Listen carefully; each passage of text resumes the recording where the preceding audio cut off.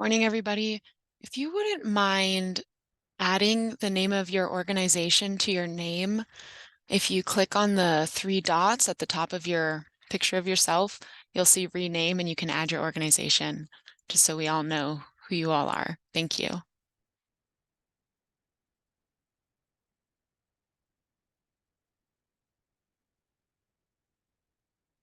Oops.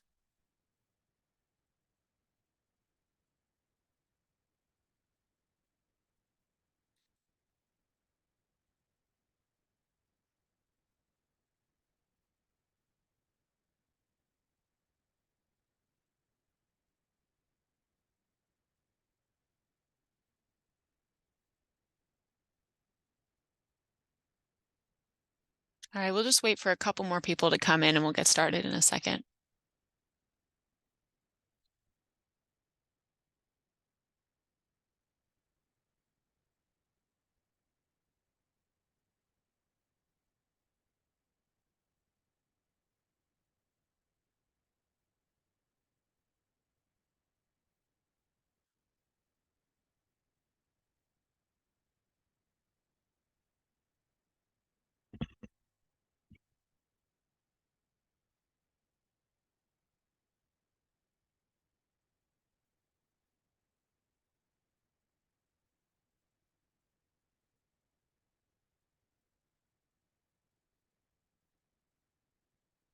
And again, if you just came in, if you wouldn't mind adding your organization to your name, you can rename yourself by clicking on the three dots at the top of your little screen, and you can add the organization you're with.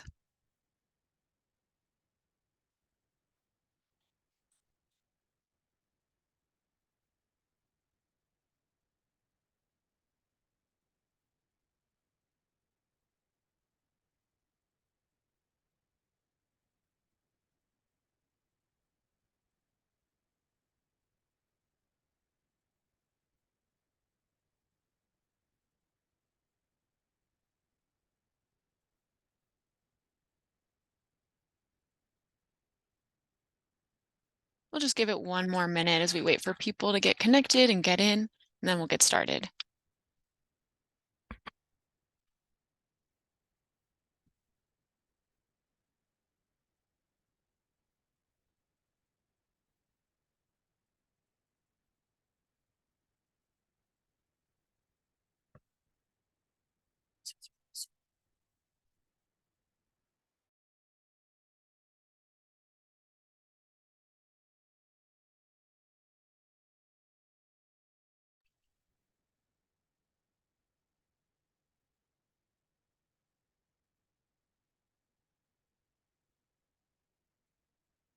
I guess some people are having issues getting in, so we're just troubleshooting.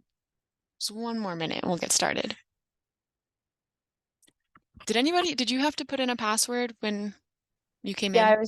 I was just sending you a message, Marika. Okay. Yeah, it asks for a passcode and it's definitely listed on the agenda, Yeah. but it's never done that before. And Oh, everyone came in and asked me for it, as like my staff all came in and said, "Where's the?" okay.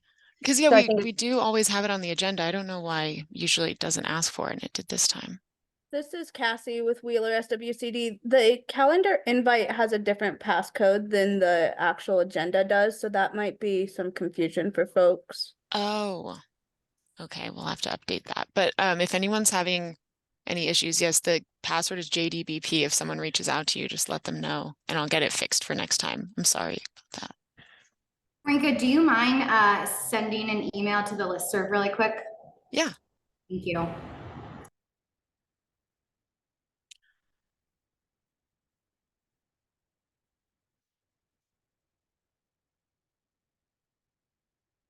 Okay, well, I'll send the email simultaneously while I explain. We have I two can you I got can it? send it out real quick if you'd like to, just to the Google group, John Day Basin, Yeah, the Google okay. group. And just let everyone know that the password's JDBP. Yes. Okay. Thanks, Kristen. Yep. So we have two presenters today, and then we'll have a break in between and another break afterwards. We're going to get started because our first presenter is on a time crunch. And yeah, and if you didn't hear me say it a couple times, if you wouldn't mind putting your organization in your name, you can rename yourself by clicking on those three dots. So we're going to get started with Trent Gianella from Oregon Department of Fish and Wildlife. And I will stop sharing so you can go ahead and share. Perfect. Can you guys hear me? Yes.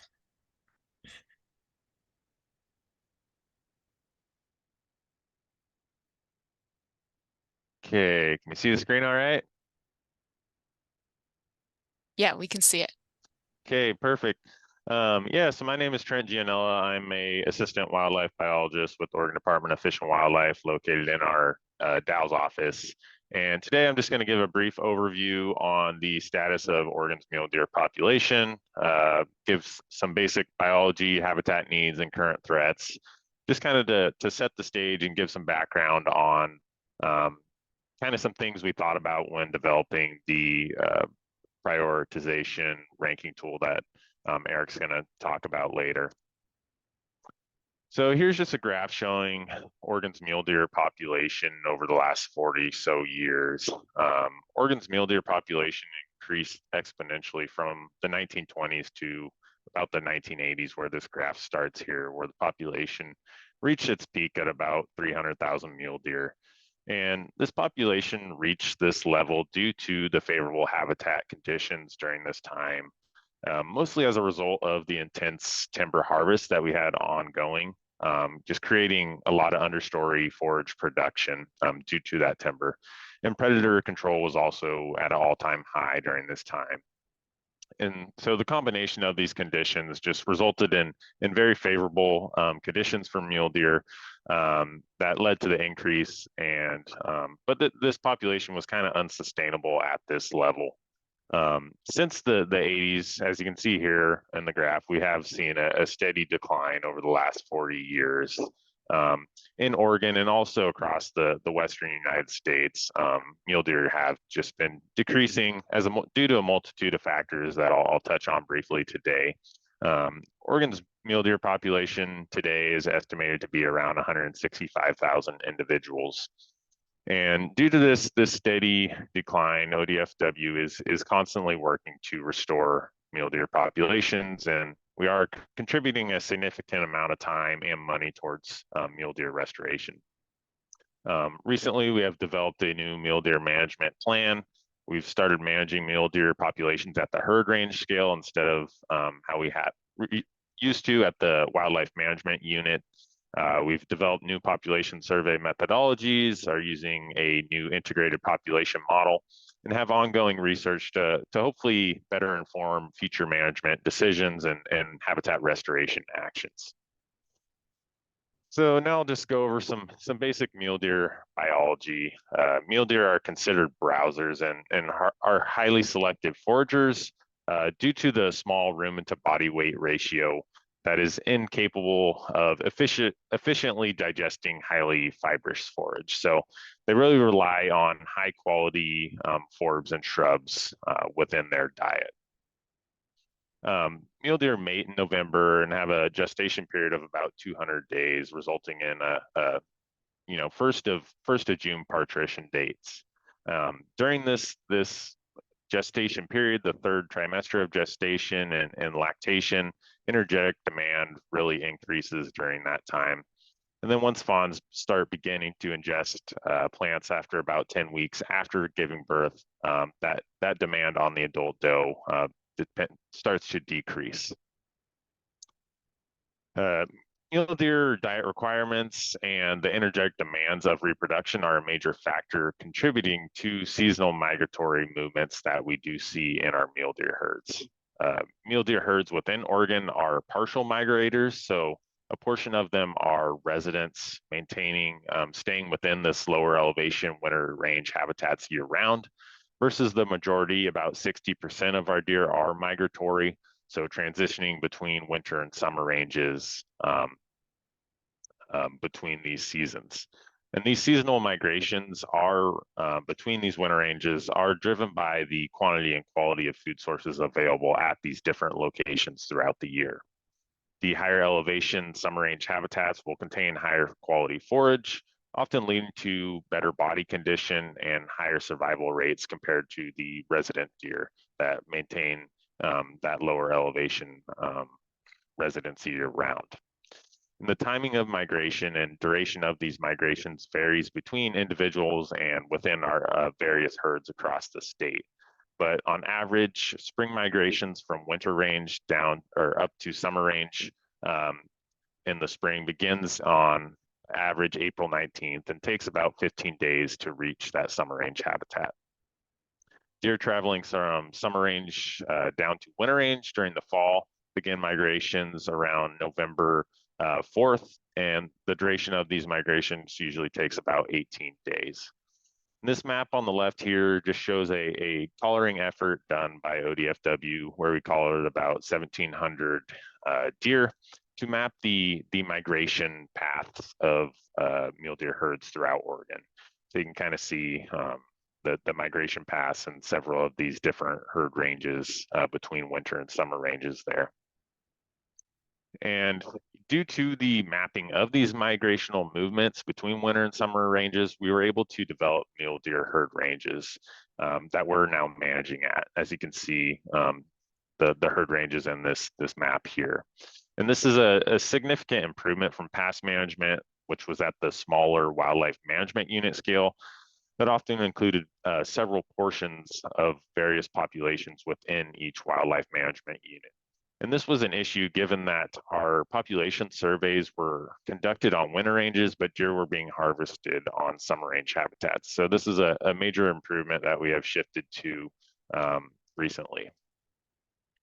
Now I'm going to dive into the habitat portion of mule deer, discussing summer range, winter range, migration corridors, and some of the threats that these habitat types are facing. The summer range habitat is usually located at higher elevations, often in forested habitat, but not always. And mule deer migrate to these higher elevation summer ranges due to the availability of higher quality forage up at those higher elevation habitats. And this helps them to meet the high energetic demand during this time, due to lactation in that third trimester of the gestation period. And so they're attempting to build back fat reserves after winter, meet the energetic demand of lactation, and as well as start building fat for the following winter to come. And due to those energetic demands,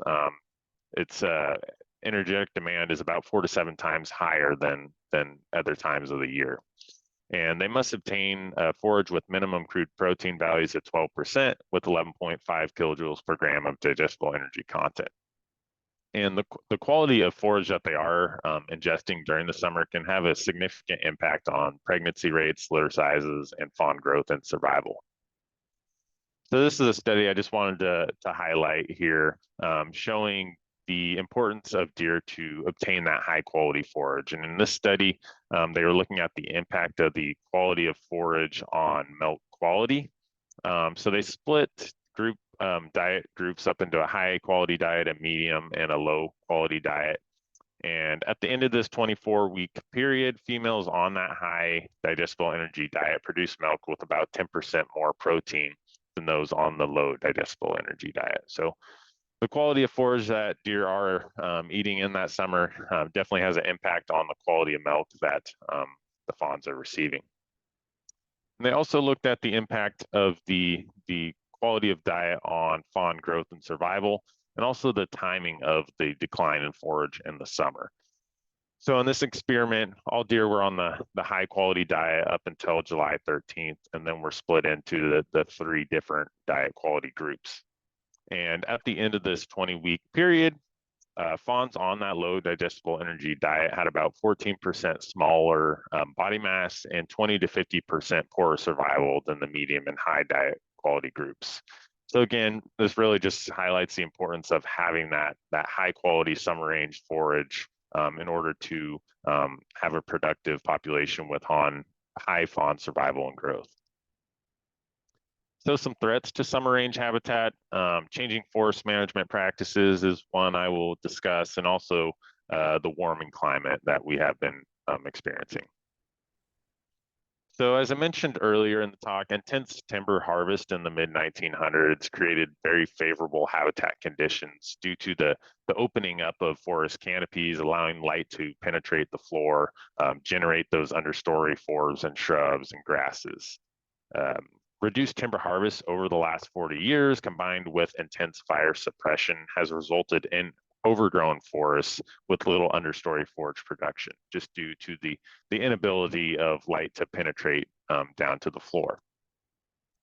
These changing practices have also altered the historical fire regime, often resulting in high severity, large fires across the landscape. And so due to these changing practices, the altered fire regimes, the overgrown forests, has definitely led to the lack of understory forage and lack of quality forage on summer range habitats. And research also shows that, once these forests do come overgrown, mule deer really decrease use of those areas. As you can see here on this graph here on the right, this was some research done looking at the relative probability of use in relationship to tree canopy cover. And peak use really occurred around 40% tree canopy cover. And the explanation for this is likely that with that 40% cover, there was still light penetration and understory forage production, but also still thermal refuge and hiding cover from predators. So that was kind of that happy medium area of providing forage and cover. But providing patch types and a mosaic of more open areas, more dense areas for bedding can also be beneficial. So the changing climate has also impacted summer range habitat. The drier, warmer summers has impacted mule deer forage and forage availability. And this was a study done by Casey Brown and many others out at Starkey Experimental Forest. The graphs here are a little confusing. I'll try my best to explain at a high level. But they looked at the duration of plant phenophases and whether they have changed over a 25-year period from about the mid-90s to 2015, 2016, across that time period. So they looked at the duration of 3 phenophases, including the green up, which is this top row, the vegetative, the middle, and the senescent phase is that bottom row. So the green up phase is when plants are first emerging. They're green, they're highly nutritious. The vegetative phase is once plants have matured, flowered, and kind of reached that peak biomass. And then the senescent phase is after that. Once they've flowered, they dried out, and often are really of low nutritional value once they reach that senescent phase. So over the last 25 years, starting with the green up phase, forbs and graminoids of this green up phase has declined drastically, with the average decrease of about 13 days for graminoids and 19 days for forbs. Similarly, the vegetative phase before plants reach that senescent phase has decreased by approximately 39 days for graminoids and 18 days for forbs.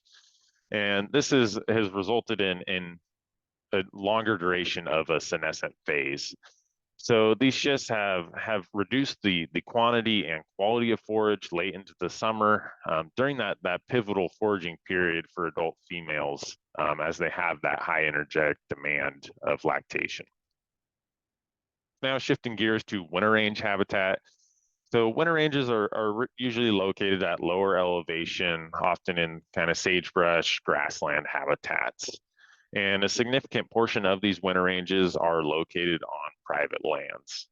So it's really important for private landowners and working with private landowners to restore and maintain these winter range habitats. The migration to these winter range habitats is primarily driven by snow accumulation at higher elevations, forcing deer to migrate down to lower elevations. And wintering in areas with less snow will reduce the energy expended from walking through deep snow up at the higher elevations. And also with less snow, there's just more available forage that isn't covered up with snow. Even on winter ranges, there is a good good amount of snow, which shrubs are really important during this time and comprise a significant portion of a mule deer's diet during the winter. During this time, deer have lower energetic requirements and don't need as high of quality forage. It's thought that they need forage with about 7% crude protein and 9.5 kilojoules per gram to kind of maintain their body condition. But most of the time here, they're just trying to maintain their body, not trying to put on fat, just trying to slow the utilization of the fat reserves that they have until they can get into the spring period once forage starts to green up again. So here are a few threats I'll talk about to winter range. Encroachment of juniper, invasion of exotic annual grasses, and then urban and energy development. So invasive annual grasses have kind of overtaken a lot of winter range habitat. They're very successful at establishing. They germinate early in the year, often in the fall after a first good rain. And due to this early germination, they uptake the available soil moisture and nutrients before some of the more desirable mule deer forages begin to germinate and green up. And due to those competitive advantages, they often can outcompete desirable native species. They also, once established, create a thick duff layer once they senesce. And that duff layer really inhibits native species from germinating up through it, but the annuals, due to their evolutionary characteristics, are still able to germinate up through that thick duff layer. These grasses, they dry early in the summer. They form dense mats. They're highly flammable, allowing fire to spread across the landscape. As you can see here in this image on the right, they fill in the gaps between the interspaces of shrubs and perennial grasses, allowing that fire to spread and burn up these shrubs that in areas that historically burnt pretty infrequently. And once the shrubs are burnt up, the annual grasses move in and establish that next year, whereas shrubs take a long time to regenerate and naturally come back. And this just kind of leads to a positive feedback loop of more fire, more annual grasses, and less shrubs. And due to the shift in the altered fire regime and shift in composition of forage, it really does limit the availability and diversity of forage options on winter range. But mule deer have become accustomed to utilizing annual grasses during the fall and winter, and it can comprise about 50% of their diet during the winter time. But as when there is snow on the ground, it really becomes unavailable. So having those shrubs on winter range is a key component for mule deer. So juniper continues to expand across Eastern Oregon as a result of the warming climate, fire suppression, and grazing practices. And the increased juniper cover can have a significant impact on understory forage, reducing the quantity of shrubs and forage available. So these graphs here kind of highlight, this was a study looking at the percent sagebrush cover on the left here and perennial herbaceous cover on the right in relationship to percent juniper cover. And as you can see on both of these, once juniper reaches about 15 to 20% cover, we really start seeing a decline in sagebrush and perennial herbaceous cover.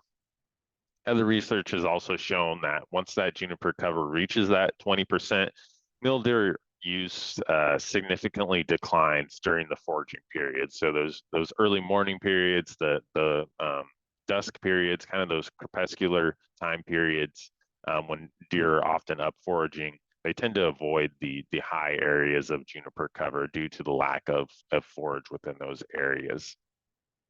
Juniper removal is a major tool being used, and some research has shown that following juniper removal, deer increase habitat use of these areas. There's an increase in density, fawn survival, and improvement in body condition following the juniper removal.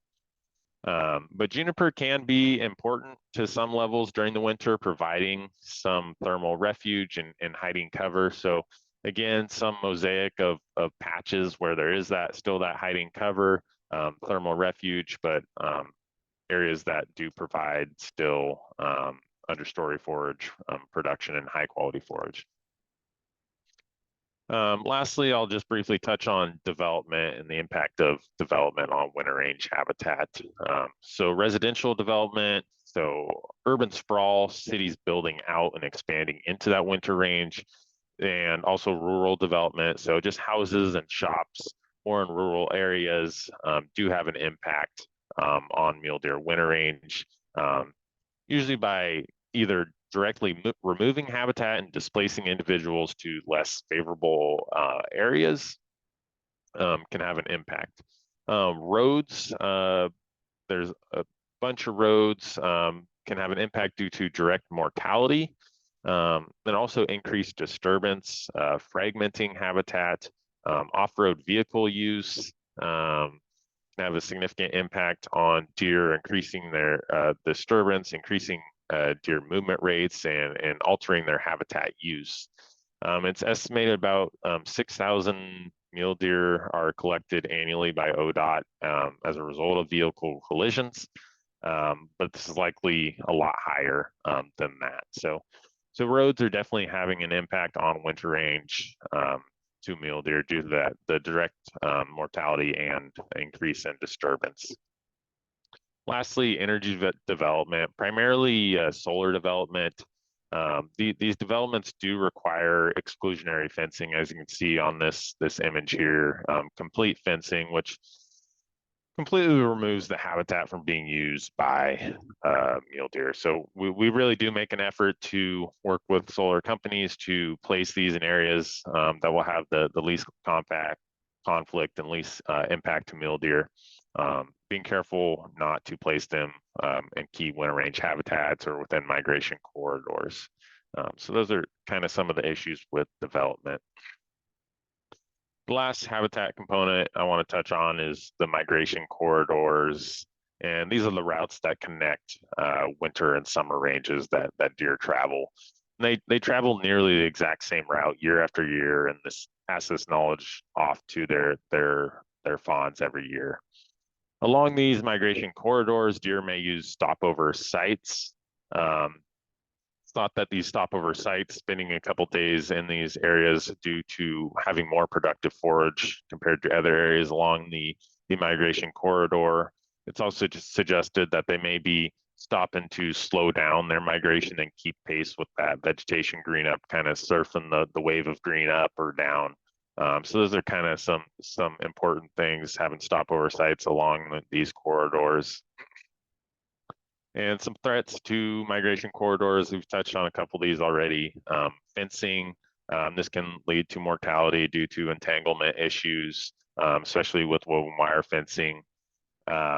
Road development due to direct mortality or just creating a barrier for migration between winter and summer ranges. There has been a lot of work. You can see this trail camera image here. This is one of our wildlife underpasses, I believe on Highway 97, to help combat some of these vehicle and reduce the vehicle collisions as a result of migrations between winter and summer ranges. And again, development within these corridors. They are, as I mentioned, use those same migration routes year after year, and they're not very adaptable when development is built within these migration corridors. So that does cause an issue as well. And I just want to briefly touch on some other threats not directly related to habitat, but do have an impact on our mule deer population. And these results are from a collaring effort done in South Central Oregon from 2005 to 2012. Illegal harvest, so poaching, comprised about 27% of mortality, of known mortality. Legal harvest from hunters was 25%. Cougar and coyote comprise about 30% of predator kills. Roadkill was about 15%, with disease comprising 5%. So I just wanted to highlight a few other threats and limiting factors and impacts to mule deer populations, but really habitat is one of the big ones, and something that we can make a difference on. And hopefully with the development of this prioritization ranking tool that we developed, and Erik's going to touch on his presentation, that we can start taking steps to improve the habitat. And with that, if there's any questions, I'm happy to answer a few. Appreciate you guys' time and listening in.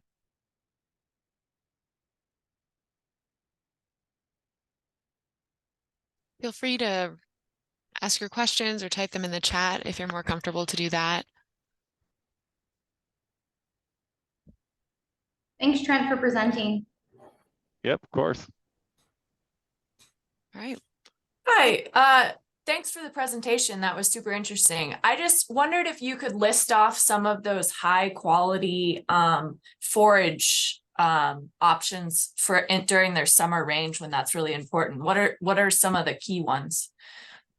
Yeah, so it's really going to be any forbs. So I mean, they're not super picky on that as long as they have those high quality forbs. You know, to name a few that we do in a lot of our restoration mixes.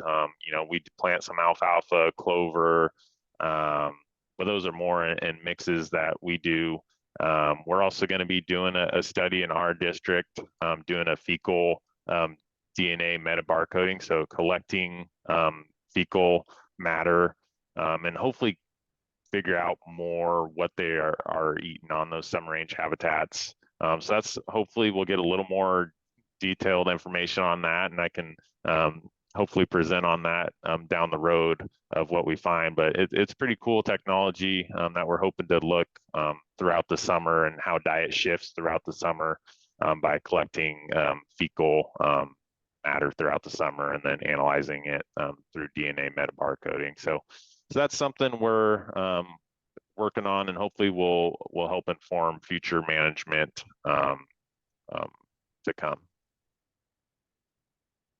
Trent, what do we know about utilization of grasses, either native grasses and or introduced pasture grasses? Yeah, so grasses really don't make up much of a mule deer's diet. Some when they're first emerging in the fall and winter, but really that mostly forbs and shrubs is the major portion of their diet. They do use the annual grasses quite a bit during the winter time. So with the push to remove annual grasses, that could potentially have an impact on them. But you know, I think if we provide more forbs and shrubs, that's really the key to mule deer. They're not the grasses are just more fibrous, higher to more difficult to digest, and due to that rumen to body weight ratio, they're really incapable of efficiently digesting grasses, except when they're first emerging. So that's really the only time they are using them is when they are first emerging. Thanks. That's really helpful and really interesting. And if I could do a quick follow-up, can you talk about wildlife friendly fences? I was recently looking at a proposal for 4-strand barbed wire. And can you talk about the effectiveness of maybe a smooth wire strand on top and bottom or something along those kind of lines? What do we know about what's most effective about not hindering mule deer movement? Yeah, so the big thing is removing the woven wire fencing. One, it creates quite the barrier for especially fawns that aren't able to jump over it. They often can't get through it because the woven wire on the bottom, and it also creates issues when they try and jump and get entangled in it, and pretty much leads directly to mortality. So there is quite a bit of push. I know a lot of work has been done across Oregon to remove those woven wire fences and replace with wildlife friendly fencing, as you mentioned.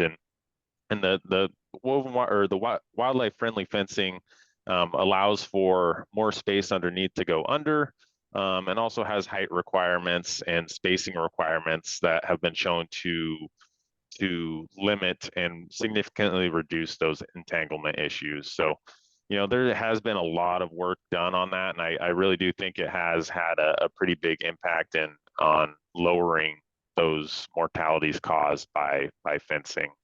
So there is a lot of good work going out there, and I think it is important to really push that, especially within those migration corridors where there are a lot of deer traveling over. So yeah, yep. Like if that answers your question, I think the wildlife friendly fencing is definitely a big improvement that we've been making on the landscape. Great, thank you. Do we have any other Hey, Trent. questions? Oh, Yeah, I had one. I was just curious as to the historic forest percentage cover, if y'all know anything about that and what the aim is there, like what the ideal condition is given current status of forest cover and the deforestation or increased cover that you talked about, and also the historic or management objective population for mule deer in the state.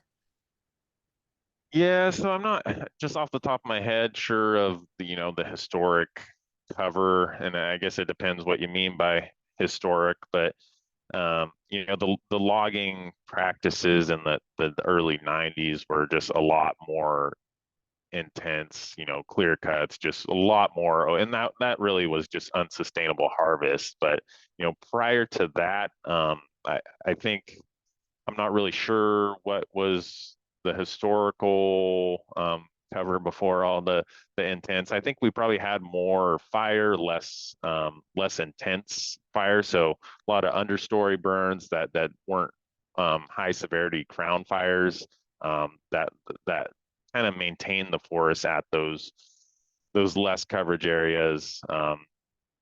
And so I think I don't know if that totally answers that. And then so population objective, I'd have to look at, we just put out a new mule deer management plan that is still in the draft phase. So that's all updated, but off the top of my head, I don't have the number, but I could definitely get that to you if that's something you're interested in.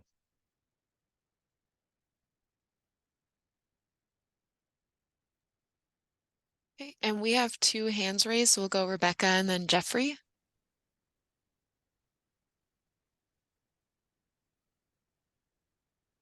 Rebecca, did you have a question?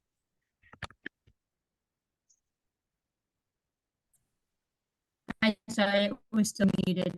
I'm not sure if this is really related specifically to this presentation, but I wondered if Trent, you can cover even just a low level, some of the upcoming research that ODFW is just starting with mule deer. I know it's still all early, but I'm just kind of wondering if you can give any kind of initial just information about that. Thank you. Yeah, so I'm not the guy to ask on that. I do know high level. They are doing a large 2 study areas, one in John Day area, large collaring effort, recapture, looking at body condition of females, so doing ultrasounds. They're really looking at impact of predators, forage, whether it's a kind of a top down or bottom up impact, limiting population. So more forage driven impacts of predators. So that's kind of one of the ongoing. They have done a lot of research out at Starkey, experimental forest, looking at competition with elk. I recently wrapped up a research project looking at the impact of annual grass herbicide applications on mule deer forage and habitat use. So those are kind of some of the ones we have ongoing. I don't have all the details on the current big project that our research team is working on. So it might be good to, I don't know if anyone else is on that can chime in on that, but those are some of the projects we have ongoing that are hopefully going to be help inform management, help inform future habitat restoration projects. So yeah, that's all I know right now. I'm not super involved with the research side of things, but we do have our research team doing a pretty large mule deer project, research project right now.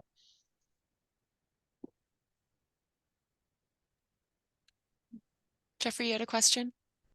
Yeah, thanks, Andy. I'm sorry if you may have covered this already, but the research that I've seen in the last few years shows that a real high fawn production in burnt over areas, excuse me, burned areas. And so I just am wondering how ODFW has prioritized assisting other agencies and private landowners and actually designing burns and supporting controlled burns for habitat improvement. Yep, definitely. From a deer stance, burns are good. Creating that understory forage production, you often have a flush of forbs and shrubs and a lot major green up after those wildfires. So we really do encourage fires, both good wildfires, prescribed burning as well. So we really work with the Forest Service to provide our input on that, and hopefully we can continue to see more fire on the landscape to benefit mule deer.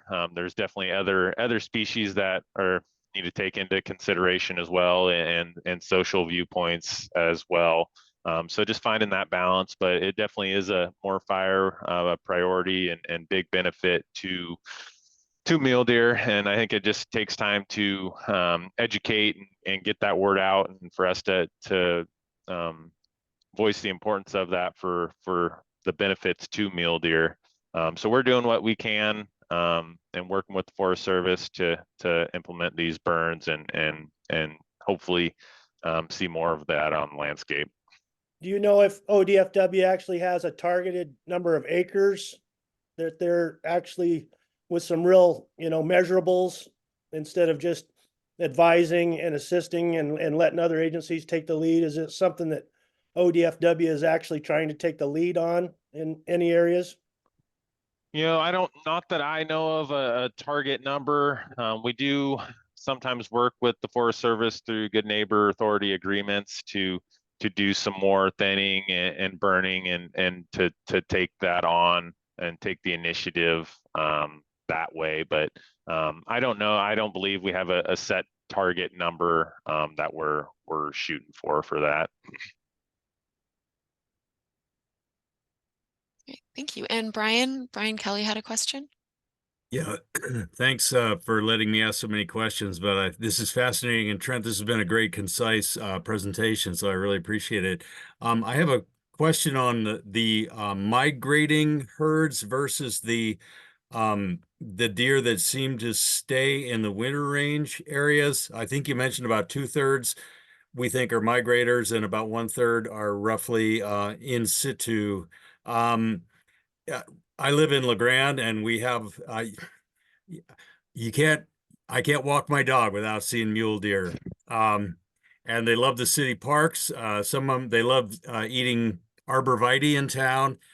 They will find an aspen tree and wherever it is and rub on it and peel the bark. I'm told that some of those deer migrate up in the foothills a little further to give birth and that sort of thing. But I've always been curious about what we know about, what inspires some deer to migrate and what inspires some to stay in town or in the agricultural areas year round. What do we know about that? Well, I guess just to start, I would maybe add the third. You got your resident migratory and then your town deer. I don't normally think of the town deer as, I think they move down, whether that's from people feeding them in town or just the safety of not having predators in town. That's kind of one of the components for deer staying in and around town. So I don't know if that really answers your question there. As far as the collaring effort we did, those 1,700 collars, I think it was about 60% that were migratory. And the rest resident, about 40%. And there are trade-offs. The big one being the higher quality forage up on those summer range habitats. But there's other factors such as predators that do come into play. And it's not always on average, there's higher survival, better production up at those summer range habitats versus the lower elevation habitat where they stay resident year round. But sometimes, you know, the residents do have higher survival based on certain conditions and predators, and there is risk of migrating, crossing, you know, roads and increased mortality due to those migrations. So that there are trade-offs to both strategies. So I think it is kind of important to have a mix of that resident versus migratory. So not sure if that totally answers your question, but that's kind of what we know. We haven't done a whole lot of research on that and the whole town deer, but there definitely seems to be more deer in those ag lands in the town areas, and it could be a result of predators and also, you know, having agriculture and water and green forage down at those lower elevations. May be a reason as well as we start experiencing warmer and drier climates and poorer forage quality on those other areas, and they may be resulting in sticking around where more developed areas where there is better forage. So hopefully that answered your question a little or give you a little insight on that. Definitely. Thank you. And Landon has a question, and this might have to be the last one because we're coming up on time. Thank you. And thank you, Trent, for the excellent presentation. This is Landon at the Wildlands Conservancy. My question is, Trent, what would you recommend for strategies for a conservation-minded landowner of a recently acquired property to take to start to examine and think long-term about mule deer habitat management? Yes, I guess one, it depends whether they're winter range or summer range. I think winter range, looking at, you know, controlling annual grasses if that is an issue, and then trying to restore those areas. Shrub plantings is a big one, so sage, bitter brush, riparian areas, maintaining those, protecting those riparian areas. So those are as far as the winter range. Summer range, if you do have forested areas, look at doing some thinning, some logging, opening up some of those forest canopies. I think is big for the summer range. Prescribed burning. So I think those are probably two of the biggest things. Just figuring out where your property is located, what are the mule deer needs, seasonal needs that kind of I discussed today, and what are the current threats and needs of the habitat and the property. So just kind of thinking holistically, what are the needs, what are the threats, what are the limiting factors on my property that could potentially benefit mule deer, whether that's, you know, spring developments. I think the big thing is the forage. So providing those forbs and shrubs and determining what needs to be done to get there, whether that's, you know, chemical treatments, reseeding, forest thinning, burning. So that's kind of a wide open answer to you, but I think it depends is the answer to that one.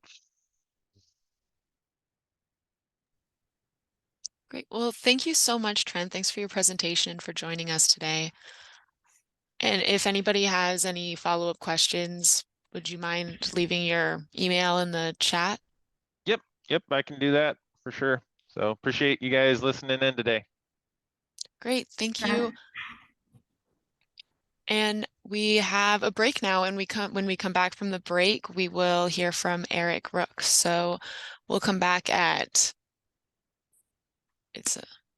Gonna do 9:55. Yeah, sorry, there's a time difference, so I just want to say 10. Yes, 9:55.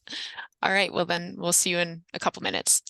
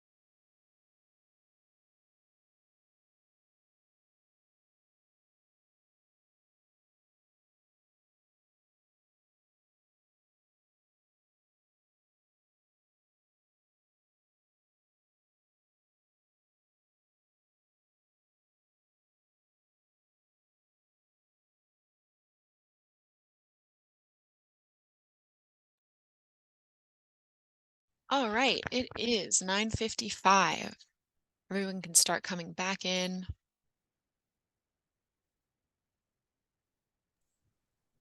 And I did just put it in the chat, but if anyone is online that didn't put their organization in your name, if you could do that, that'd be great. Great. So next we're going to hear from Erik Rook. He's going to give us an uplands prioritization update. Erik, do you want to share your screen? Yeah, thank you. Yeah. Let's see here.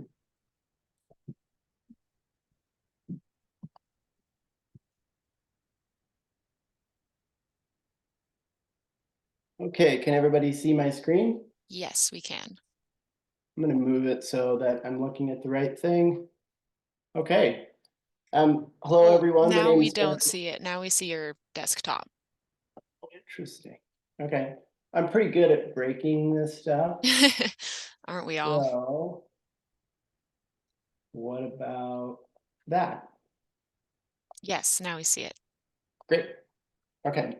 Hello, everyone. My name is Erik Rook. I'm the district manager for Monument Soil and Water Conservation District. And I was brought on as a consultant for the John Day Basin Partnerships upland prioritization process specific to mule deer. So mule deer was our focal species for the prioritization process. So I think for today, I think, initially I'd like to thank Trent. That was really great context. It was nice to kind of hear a little bit about the current biology and research for mule deer, and it'll be relevant as we go through the kind of the prioritization process that the partnership's been working on for the last couple of years. Oops. So a little bit of background. If we look through the John Day Basin Partnerships strategic action plan, the plan details a restoration approach that it has a scope that is beyond what I have listed here on the slide. But I kind of highlighted some of the restoration approach that is directly relevant to the uplands prioritization process. And so, the partnership really has always wanted a landscape scale basis. And then, I really underlined the ridge to ridge scope. So that's always been a really important kind of aspect of the partnership. And then also, multi-scale planning and restoration of natural processes, and then lastly, prioritization. And so, over the last several years, the John Day Basin Partnership had already developed an atlas-based aquatic prioritization tool, and then leveraged that tool to get funding specific to aquatic-based restoration. But there was still a need to create a prioritization for the uplands, and the partnership chose mule deer as the focal species. So just a little bit of the kind of background on timeline. This timeline's truncated, so there is a lot of work that went into this process kind of before this timeline, and I just want to be cognizant of that. But for the sake of this talk, the partnership obtained OWEB funding in December of 21, and then contracted the SWCD to be a consultant for the prioritization process kind of early in February. We formed a working group about mid 2022. And then the working group conducted 6 in-person meetings, along with a lot of email and sort of virtual communication over the course of 2023, and finalized the prioritization tool in February of 2024. So before we kind of dive into the process itself, I wanted to take a couple of slides just to talk a little bit about the logic, and then probably do a short slide on definitions. You'll hear me say limiting factors, restoration actions, and restoration opportunities a lot. And I just want to talk about that a little bit before we get into the nuts and bolts of what we did. So the uplands prioritization is based on Atlas, which is a BPA tool and a kind of a BPA logic set. And so it was based on a process that the John Day Basin Partnership has already gone through on the aquatic side. Atlas generally uses a combination of research, empirical information, evidence, expert sort of on the ground knowledge to guide a prioritization of restoration actions for given species. And then that process is living, so it's iterative. So as you go through the process, if new information or new evidence or changes in kind of the way the landscape is being managed happens, the new information could be integrated into the prioritization. So that's just kind of broadly sort of how Atlas works, with the goal and kind of understanding that prioritize-based restoration is always more effective than opportunistic restoration. So that we really want to focus when we do restoration because the outcomes are generally much better. And the products that come out of Atlas, and we'll kind of look at these as we go through the slides here. There'll be a list of prioritized areas throughout a watershed for restoration locations. There's a set of prioritized restoration actions for each area. So you'll have an area that within that area, there are restoration actions. And then a set of maps of potential project opportunities based on biological benefit. And then the process integrates local stakeholders that will be both research side. So in this case, ODFW wildlife biologists, U.S. Forest Service wildlife biologists, and implementation practitioners. So watershed councils, SWCDs, and folks like that. Does anybody have any questions so far? Feel free to chime in if I'm missing anything here. Okay. Okay, so before we go in, I want to briefly talk about these three, the kind of three pieces of jargon that I'm going to throw around quite a bit as we go through the rest of the talk. The limiting factors, restoration actions, and restoration opportunities.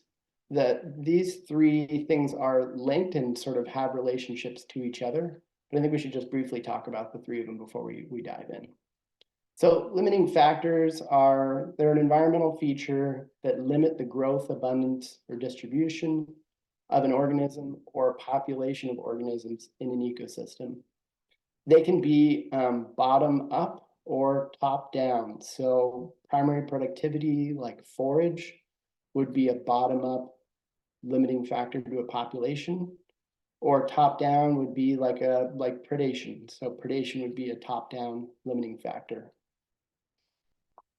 Restoration actions are thought of and designed to directly affect limiting factors. So when you go through a list of restoration actions, you are thinking about limiting factors as you go.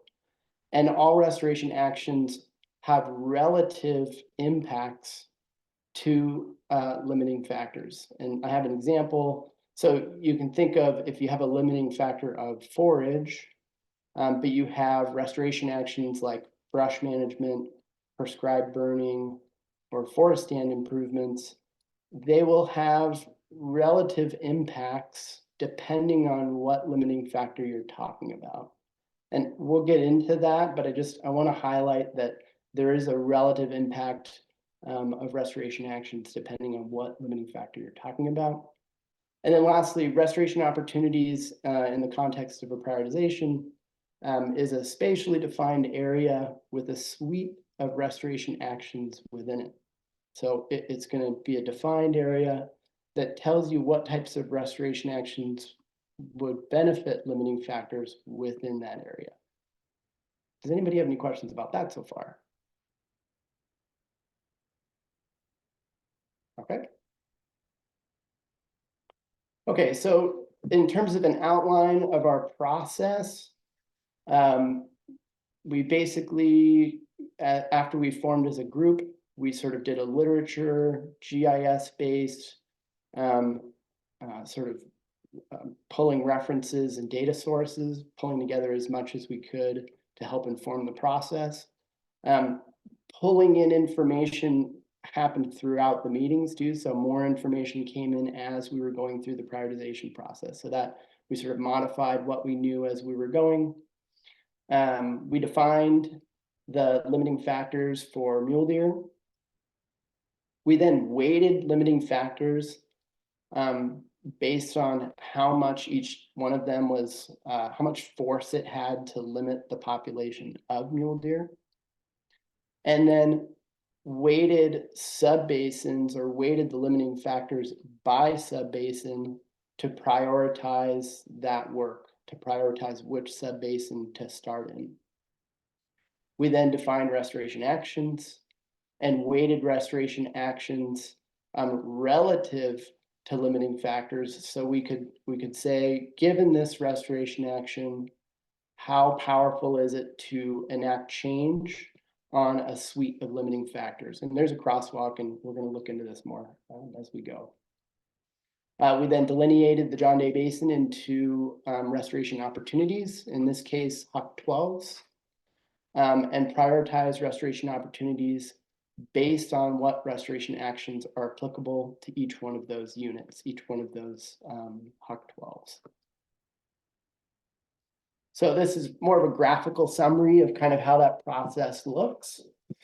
Right, you start with limiting factors, define those, give them weights, think about which limiting factor is most important individually, and then go through every single sub-watershed and rank those limiting factors by sub-watershed. So given this suite of limiting factors, how important are they to each one of these sub-watersheds? And the result of that is a score. So that upper map shows the prioritization score for subbasins across the John Day Basin, and that is all based on limiting factors.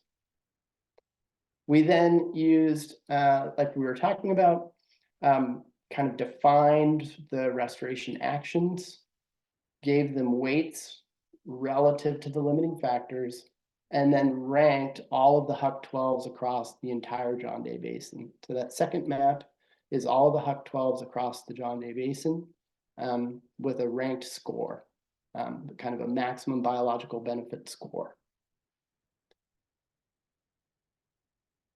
Okay, so I'll just kind of walk through how our process looked.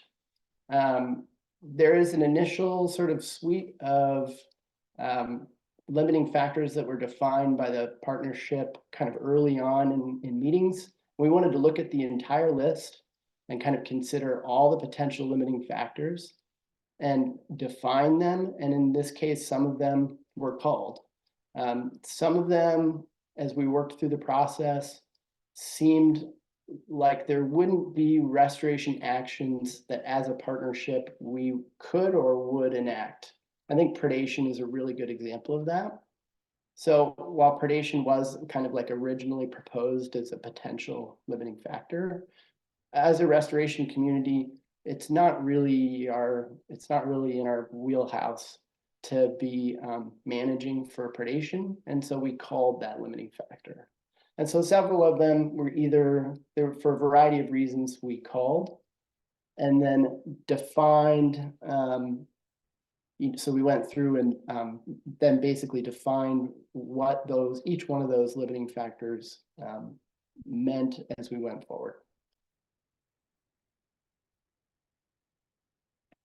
Okay, so with our limiting factors, we have definitions for each one, notes, and then examples. We then weighted the limiting factors in general. So what are the impacts of these different limiting factors for mule deer?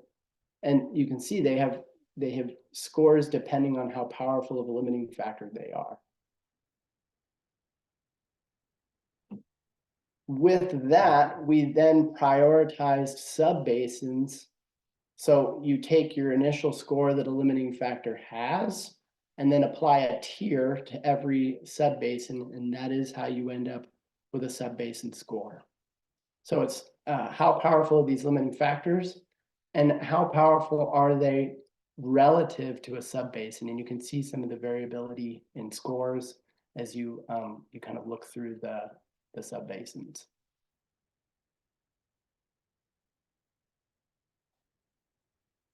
We had a similar process with restoration actions. So we wanted to look at the entire list that was sort of originally came up with a partnership, kind of define. In some cases, we changed titles and maybe modified some of the definitions. You can see access road became travel and access management. And so it changed slightly. I'm thinking more about how travel or access to an area by roads can can negatively affect mule deer populations. And so we sort of went through this whole process, looking at all the restoration actions, culling those that seemed like they wouldn't have impacts on our limiting factors, and defining each one of the restoration actions. So a little bit of death by Excel, sorry, it's part of the process.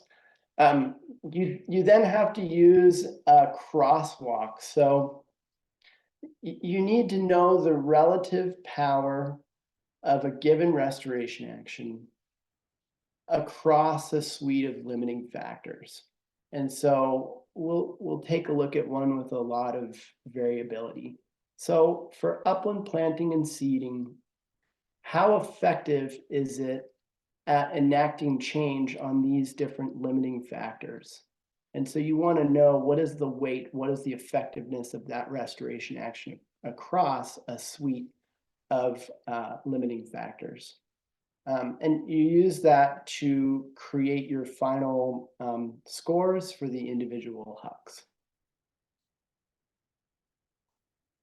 So we define the restoration actions, spatially delineated the John Day Basin into HUC 12s, and then basically chose what restoration actions are relevant to each one of these HUC 12 units. And I think it's probably going to make sense to take a look under the hood at how these calculations all look. So can everybody see that Excel sheet? No, we still see your PowerPoint. Okay. As I said, I'm pretty good at messing this up. What about now? Yes, we see an Excel sheet. Okay. So I want to walk a little bit through kind of how all of these various decisions and weighting walks all the way down to an individual restoration opportunity. I think it's good to just review sort of how this whole process works. So this is that crosswalk we were looking at that gives you the kind of force, the relative power that each restoration action has to enact change across limiting factors. And you can see there's a lot of variability. Certain restoration actions are more, they enact more change. And so we want to know how powerful they are. That's kind of step one. For each sub-basin, limiting factors carry a different amount of weight. So, and you can think of examples. So in Canyon Creek, where there was a recent fire, limiting factors are somewhat suppressed. The conditions in Canyon Creek are very good for the mule deer population. And so the limiting factors within Canyon Creek, we'll just go look, are quite a bit lower. They don't have the same weight as they would in the lower South Fork. You then apply the weight of all the restoration actions. relative to the weight of these limiting factors. And then make decisions about which restoration actions are relevant to every single huck within that subbasin. And the final output is a score based on the restoration actions that are relevant to an individual huck. So, you know, the Jackass Creek, South Fork, John Day River is one of our highest ranking hucks across the John Day Basin because there's a lot of limiting factors within that region. And this huck has the opportunity to do a lot of different restoration actions. So that drives where the sort of highest priority location would be. Does anybody have any questions about that? Okay, just keep going. Let's see here. I think I broke my screen share. Can everyone see that? Yes, we see it. Great. Okay. Okay, so how were decisions made? How did we decide what restoration actions were relevant in individual hucks across the John Day Basin? We used a combination of remote sensing GIS data sets, empirical or hard data sets in GIS, so winter range, mule deer winter populations. We used the literature to inform how we used those data sets, and then we relied heavily on expert knowledge. So I definitely want to thank the Uplands group, folks at ODFW, our watershed councils and SWCDs, staff from the Umatilla and Warm Springs tribe, the Blue Mountain Forest Partnership, and wildlife biologists from the Forest Service all sort of helped guide some of these decisions. And the way we did that is we sent a survey to the entire group to make choices about which restoration actions would make sense in every single huck. We then conducted a GIS QA/QC using some of the data that I mentioned to kind of fact check the expert knowledge against some of the spatial data. We reviewed those final products. So again, after QA/QC, took that back to the group to make sure everything seemed like it fit people's working knowledge of the landscape, and then made a final refinement. And all of that information, man, I'm going to switch around screens a lot, which was maybe not the best plan, but all of the information, can you guys see that screen? Yes. Is it? The restoration action evaluation. Oh, now Oh, it's. no, and then I moved it. Okay, you guys can see that screen. Great. Yes. So all of the information that went into our evaluation criteria is recorded. So if folks want to look into or see how we made those decisions, we took notes about our definitions for individual restoration actions and what criteria we used and what data sources we used to make those choices. And so that information is all available. I'm happy to share it with anybody or review it if folks have questions about how we made those choices.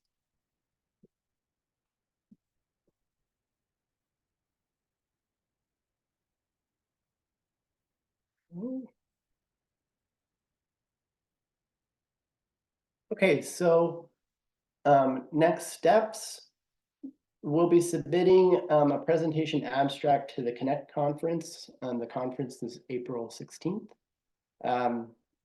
Herb Winters, Hannah, Lotso, and myself will plan on giving a presentation about the uplands prioritization and a little bit of background about the John Day Basin Partnership at the conference. And then this tool, like the aquatics prioritization, can be and I guess I would advocate should be used to seek uplands-based funding for the John Day Basin. So that's, that's ultimately kind of the motivation behind creating the prioritization tool. And then lastly, I think, and folks, I would encourage people to kind of jump in and ask questions here. I am going to open the tool itself. So, and I think it would be good for people to kind of see how the tool is laid out on ArcGIS Online, and just kind of give folks a tour so they can see sort of, how it works.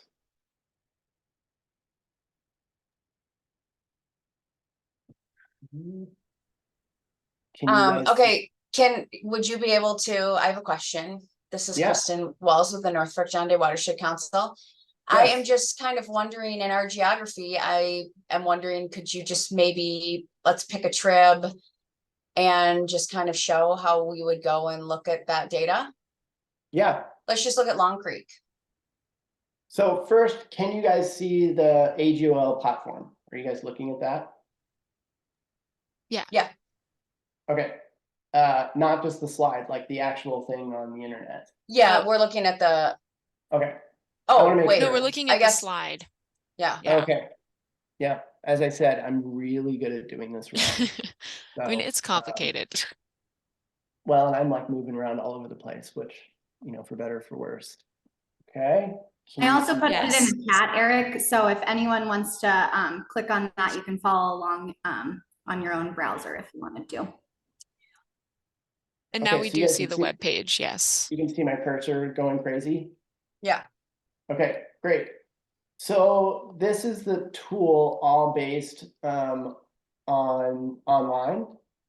Kind of your main toolbox is this layers icon on the left-hand side. And sort of all the information that I just went through, the supporting layers, GIS-based layers, and then, delineation of restoration opportunities, all that information is housed on this website. So, we broke out the various working group areas, but for the sake of Kristen's questions, let's just dive into an exercise. So what HUC were you interested in, Kristen? Let's go to, I see your cursor's on Wiley Creek. Let's try that. Okay. Okay, so within Fox Cottonwood, which is a top tier mule deer subwatershed, if we click on Wiley Creek, there's then a pop-out menu.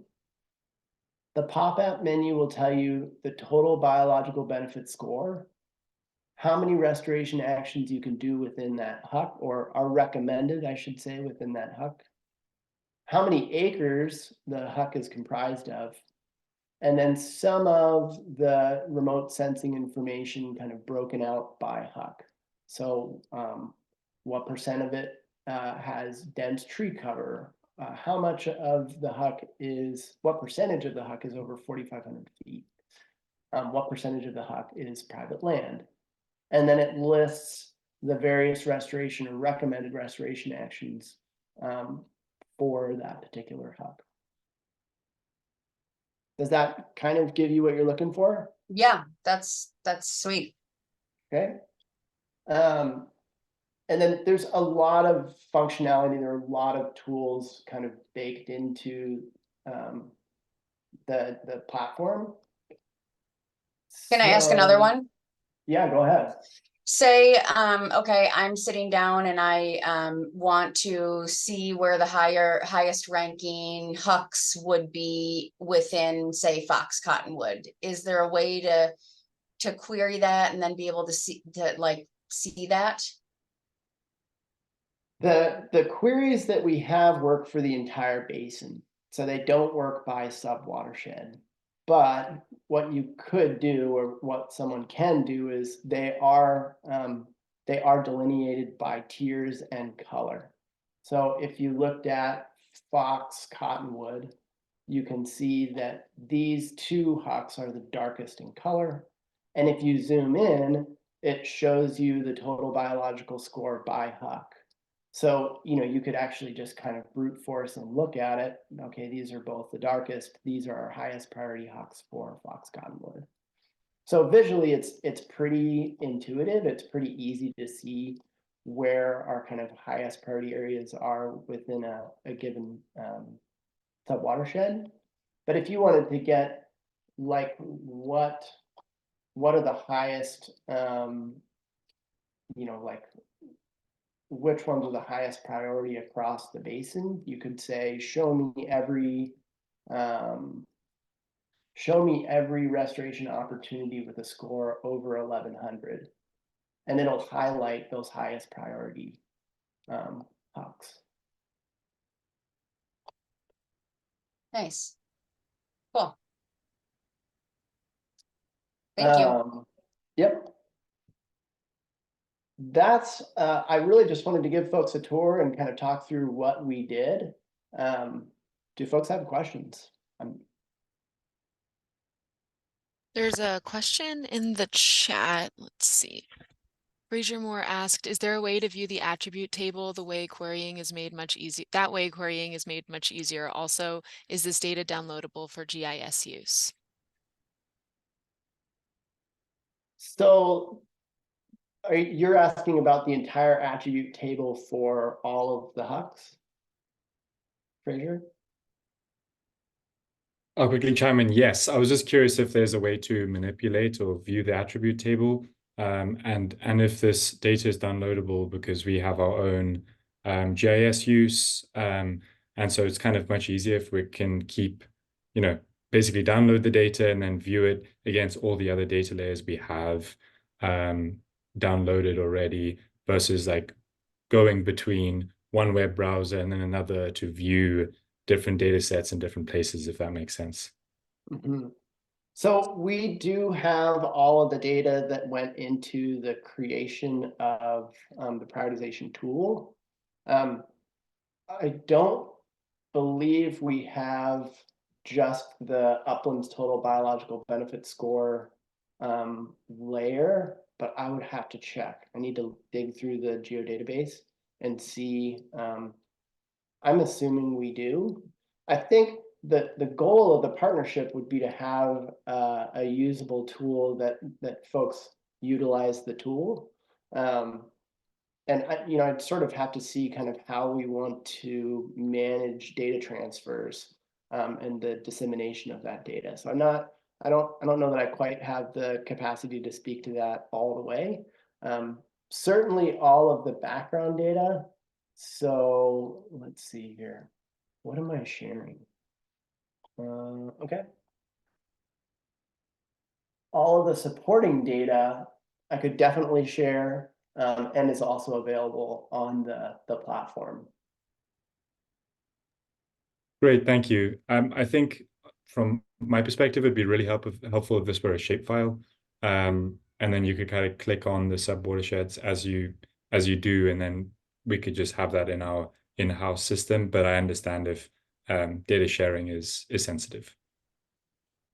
I think the only concern I can kind of just think of off the top of my head is that then that information could start to be disseminated, modified, and you can kind of like lose track of as it moves through the partnership.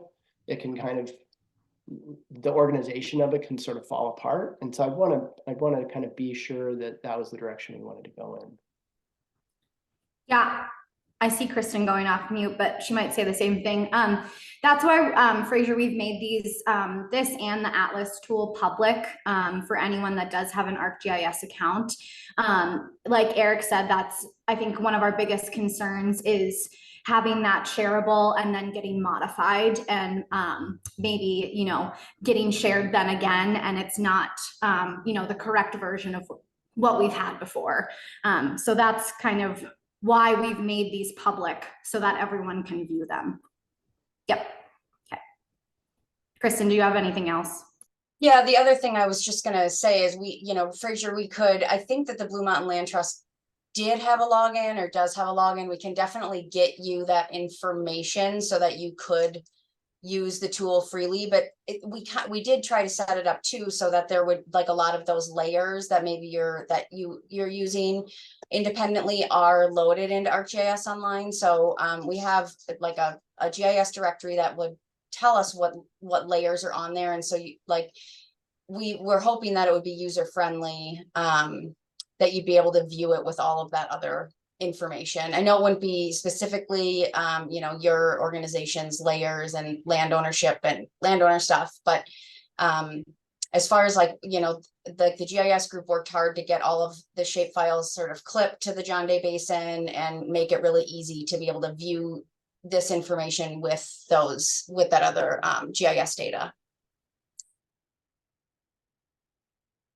I guess the point would be, like, I'd be happy to, or, I think Hannah or I would be happy to sit down with you and kind of show you how to use the tool and show you how to access that. That may just be something that didn't get passed on. We made some changes to users, and so that maybe just didn't get relayed.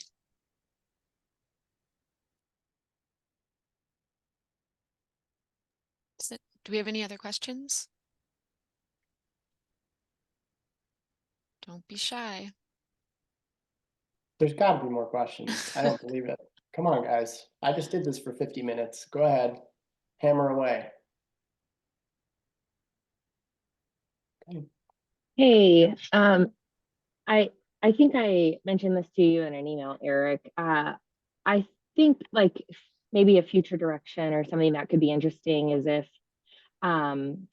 say a practitioner wants to query out like which, like kind of like Kristen was saying, which HUCs for highest prioritization. If they could filter that information instead of it just highlighting the HUCs that it's located in, if it could create like the selected features could go into like a new attribute table, and then that could be exportable. That could be a neat future direction, but I love the tool. I think it's super useful, and it has a lot of great information packed all in one location. So I think it's going to be really helpful for different restoration projects. I would encourage anybody on the partnership or that interacts with the tool. I mean, these are living tools. They're highly modifiable. That's that's a really great piece of feedback. And so pieces of feedback like that help us kind of increase the functionality. And it's, I mean, I say it's relatively easy because we have a GIS consultant. So that's big thanks to Jenny Axelrod. But we can make those modifications. So if folks run into things that they'd like to see, please let us know.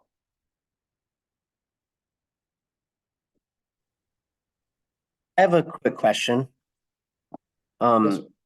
Thank you. And this tool looks really fun and cool to play with and look around. But in the restoration actions, if you will there be ever any actions added in there? And if so, I'm curious, like with BDAs and Beaver Dam analogs, where that would be listed in there. Yeah, I think all of the Atlas products are living, they're living prioritizations. So I think if a restoration action or a limiting factor becomes relevant or is brought to the group's attention, then we always have the capacity to modify. I think speaking to Beaver Dam analogs, I really feel like I would have to kind of get back with the group. I've become really reliant on, the ODFW wildlife biologists and the rest of the group, because it's a matter of thinking about, given a certain restoration action, how does it, you sort of have to walk through this process. What will that restoration action do for mule deer populations? And so if it fits into that context, then I think that becomes, has the potential to become a relevant restoration action. But it is process based. You have to kind of like think about what the effects of a given restoration action is. Does that kind, I mean, does that kind of answer your question? Yes, thank you very much. Mhm.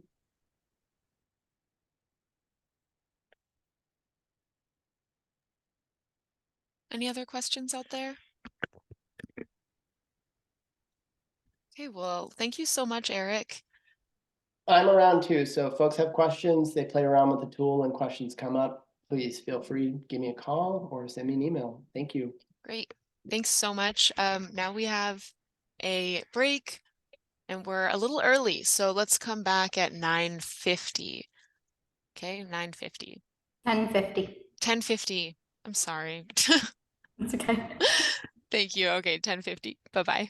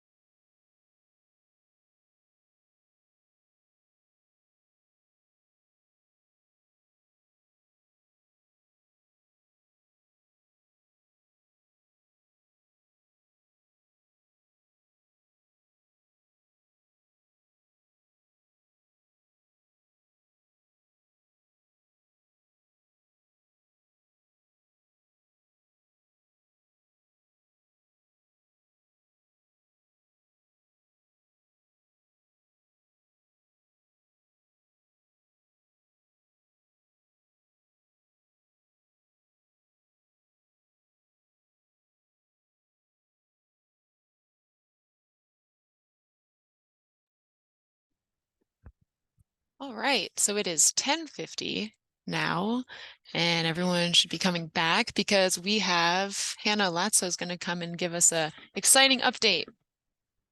So, Hannah, whenever you're ready. Okay, can you, yep, there we go. Can you click the next one after that too? Yep.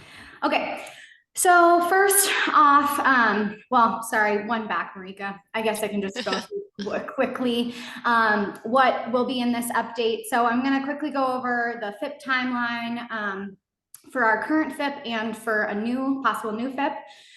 Ian's going to give a quick little presentation about the FIP, and then we'll talk about the NOAA grant that we just submitted in December, the open 2-week voting period for the 1200C letter, and then also a quick topic about the sub-basin working groups. Okay, so I just quickly wanted to go over our current FIP timeline. So the last cycle of our current FIP will, which will be ending in 2025, will be this fall. So August 2024 will be the last cycle for the 3 focal geographies of Butte and 30 Mile Creeks, the headwaters of the North Fork, and the headwaters of the Middle Fork. So all of those focal geographies and partners will be able to submit applications. This will be the last one, so yeah, make it count. And then next slide. So I did just want to go into if the full partnership votes and does decide to go for another FIP grant, this is the proposed timeline from OWEB. So this just says in January of 2025, so less than a year from now, the FIP grant will open. We'll have about 6 months, so June or July of 2025 is when the FIP grant will close. In fall of 2025 is when we'll have to, members of the steering committee or partners that are willing, will have to do an interview with OWEB to go over the FIP application where they ask a bunch of questions.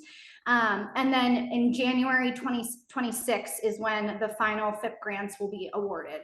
So yeah, we're basically less than a year out from the new FIP grant opening, and then less than 2 years out from it being awarded. This is all to say though, This is all to say though that a new FIP application, if changing types or geographies, will require buy-in from all partners. One of the biggest hurdles will be rewriting our strategic action plan to fit the new application. So this entails multiple work sessions and discussions with all of the partners willing to come to the table and help. So this is the formal call out for any of those partners that are willing to help with putting in this new application.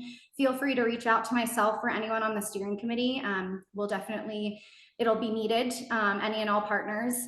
And so this is the time the steering committee has really been thinking long and hard about a new FIP option. So I just wanted to announce today what we've been discussing.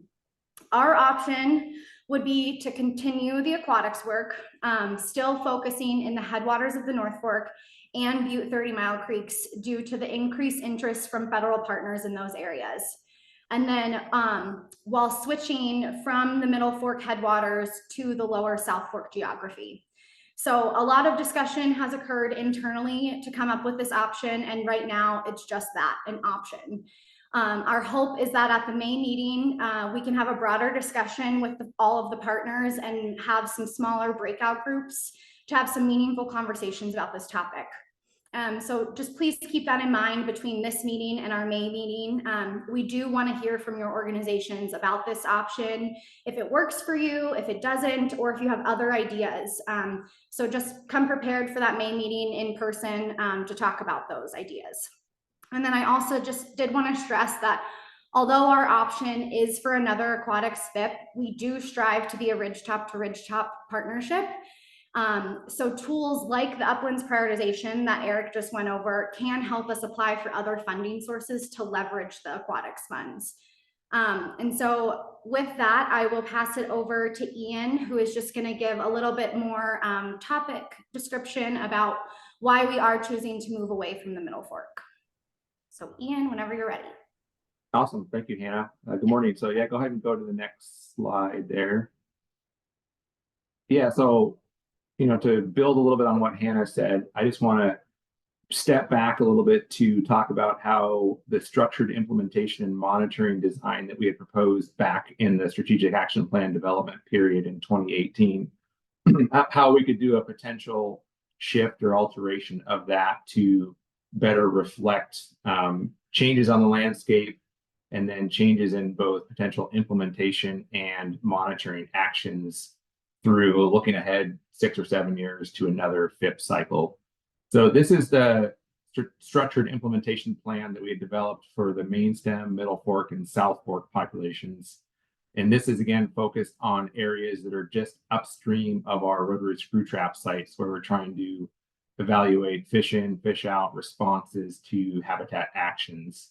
So we had a kind of a staggered approach here, right, where we apply 4 phases through time across the landscape. We do implementation, monitoring, learning, and planning in sort of a rotating fashion. And part of this general idea that we developed in 2018 was to do implementation first in the middle fork, because we had shovel-ready projects there, and then shift over into the main stem for implementation in 2023 and beyond. So that, and then we were also holding the South Fork as a control primarily for a steelhead measure of steelhead response to actions in the Middle Fork to be able to compare that to the South Fork. But fast forward one pandemic and many changes on the landscape and just things happening. We can go to the next slide. So one of the biggest changes that's happened is if we look back, 2022, 2023, 2024, we haven't done broad scale implementation in the main stem, and we've been spending the last few years doing broad scale implementation in the middle fork. And so that's kind of changed the plan from what our initial concept was here. And moving forward, I think some of the discussions that Hannah just alluded to, it seems like there's a lot of challenges with bringing forth a FIP scale action program for the upper main stem. So I think that has precipitated kind of this concept right now, right, of potentially moving some of the hopeful next FIP dollars into the lower South Fork, since we have a lot of ODFW owned and federal owned property there, where we could potentially roll projects in somewhat faster as long as we can clear the cultural hurdles. So going to slide number 3, please. Yeah, apologize, my circles are a little bit off here, but what I was intending to do show with this circle is at the bottom of this screen. It doesn't quite show on my slide. I don't know if folks are seeing it or not, but what I was trying to highlight here was that in 2026, we had in our initial plan set in 2018, we had 2026 pegged as a learning year for the Middle Fork, because we were going to have the implementation occur earlier and then monitoring occur, for 3 years prior to the learning year. But essentially, we've just done that.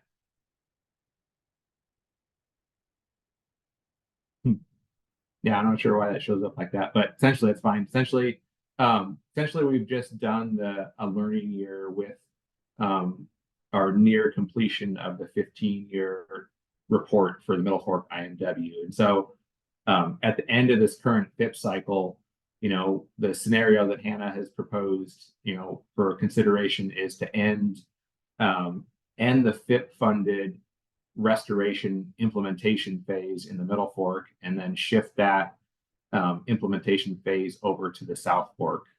So if we go forward one more slide.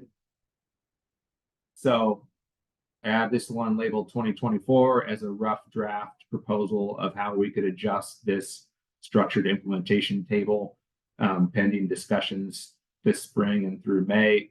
And so under this scenario, table starts at 2023, and so you see 23, 24, and 25 are implementation phases in the Middle Fork, where we finish out the FIP funded implementation there, and then we hold the main stem in a monitoring phase, because that certainly doesn't preclude restoration actions from occurring there, but We have baseline monitoring going on there to hold the main stem as the Chinook population control for Middle Fork actions and recovery.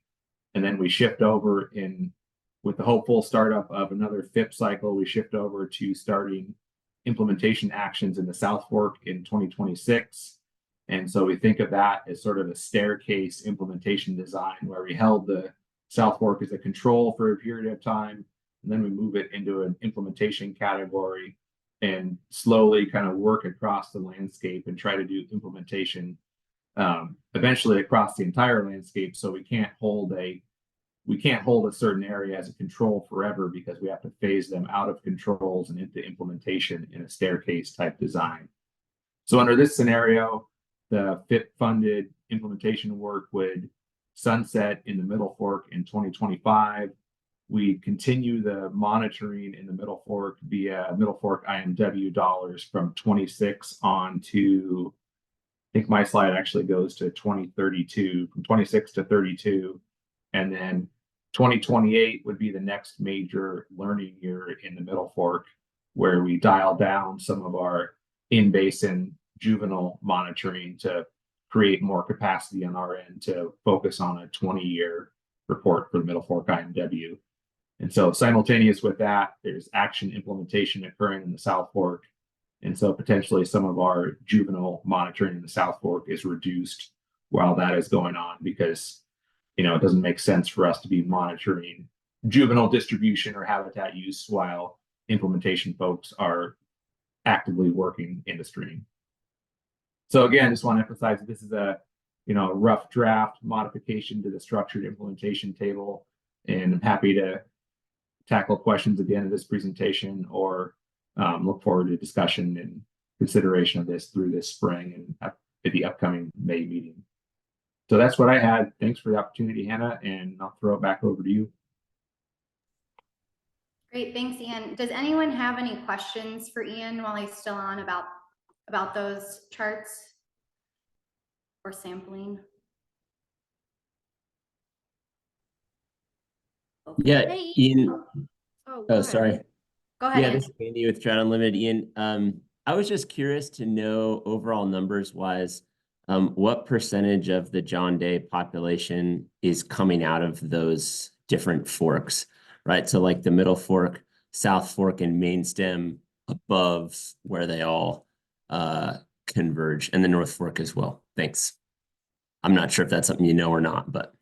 Sure. So are you asking about what proportion of steelhead smolt production is coming from each of those areas? Yeah, salmon and steelhead. Yeah. Okay. Yeah, we can certainly, I don't have that off the top of my head, but we can provide relative measures of those three for both of those, for steelhead and salmon. We don't have total fish out for the North Fork, the total North Fork Basin, or the lower Main Stem either. So contextualizing it as a percentage of the total population is hard, but we can compare and contrast those three. So yeah, I'll touch base with you afterwards, and we can get you that info. Okay, great. Thanks so much. Thanks for the presentation. And we do have a question in the chat. Is there a reason the North Fork is not part of this planning?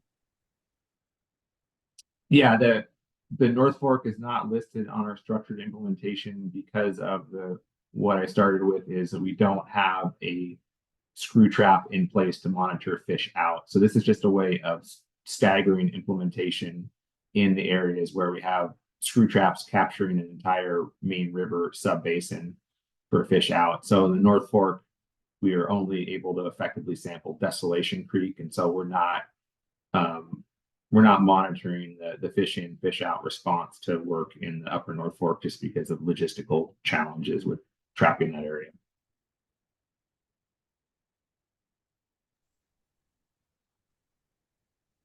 Bob, did that answer your question?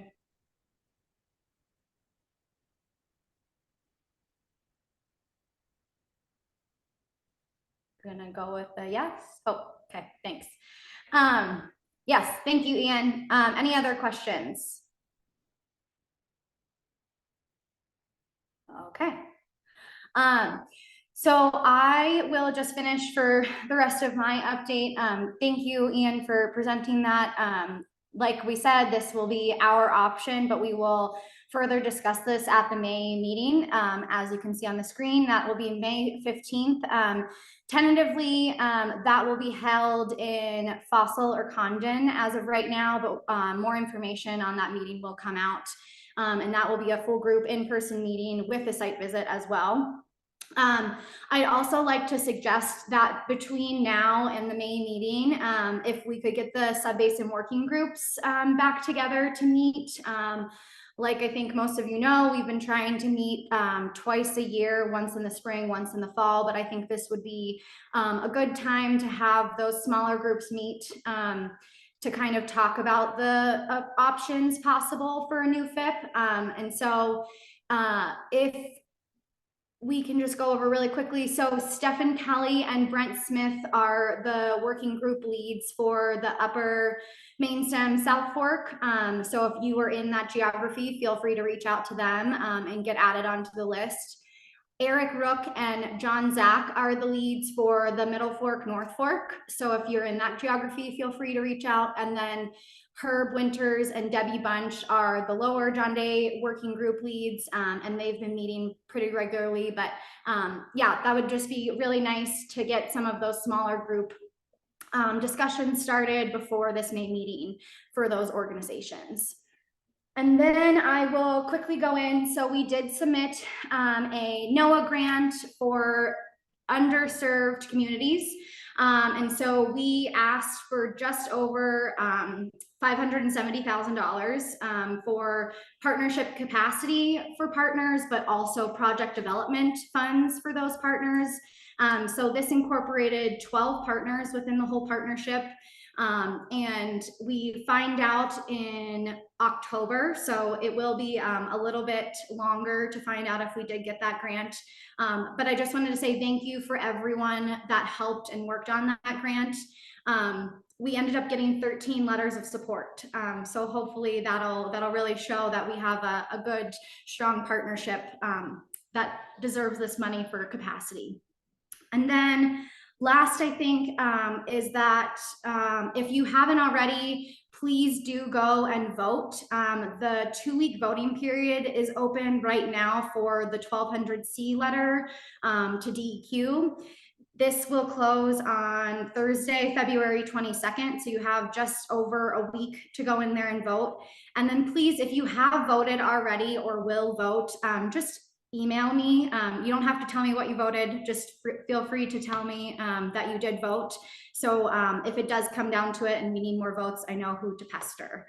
And as always, if you have not been getting our emails or our invitation invites, feel free to shoot the John Day Basin JDBP coordinator at gmail.com an email, and we can add you to our listserv so you can get all of these regular invites. And Hannah, there is a question in the chat. Please, could you put name and email of each working group lead in the chat? Yep, I can do that. And I think that is all. If anyone else has any other questions, I'm happy to answer them, but if not, we will see you in May in person.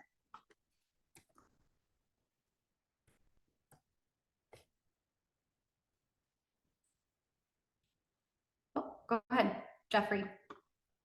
Yeah, I just wanted to share that I just learned that Trout Unlimited was unable to secure funding from the Columbia Basin Water Transaction Program and BPA mitigation money to fund a flow restoration coordinator in the John Day Basin again. So I guess I would just ask this group to maybe consider trying to become one of those qualified local entities. I believe we need an organization that's based in the John Day Basin to actually go to fight for this mitigation money that BPA is spending all over the basin. And so that's just a heads up for everybody. Thanks. Thanks, Jeffrey. Yep, we have been in lots of discussions about trying to find a QLE for the basin. So your comments are not lost. It's just proving to be a little bit more difficult, I think, on all of our ends, but it's definitely still in the works and still in conversation. Go ahead, Rebecca. I just want to add that NOAA within the Columbia Basin just received some funding to host what we're hoping will be a training opportunity both internally and externally about water transactions related to that topic. That will hopefully, we're just starting to plan for the fall. So when I get more information as that develops, I definitely want to kind of echo what Jeffrey was mentioning. We're going to have that opportunity, and because again, we want to support those similar efforts throughout the whole Columbia Basin. So thanks.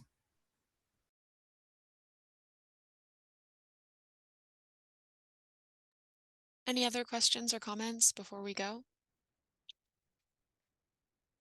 All right, well, we will send out notes, and this meeting's being recorded, so we'll post it to YouTube as usual, and we'll see you all in May. Thank you.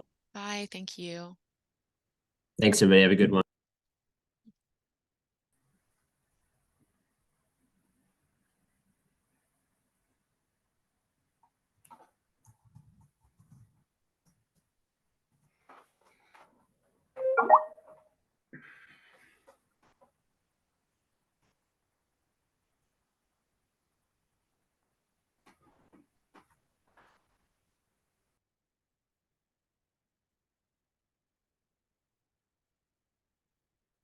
All right, I'm going to end it now since pretty much everyone's leaving now. Bye, Hannah. Bye. Thank you.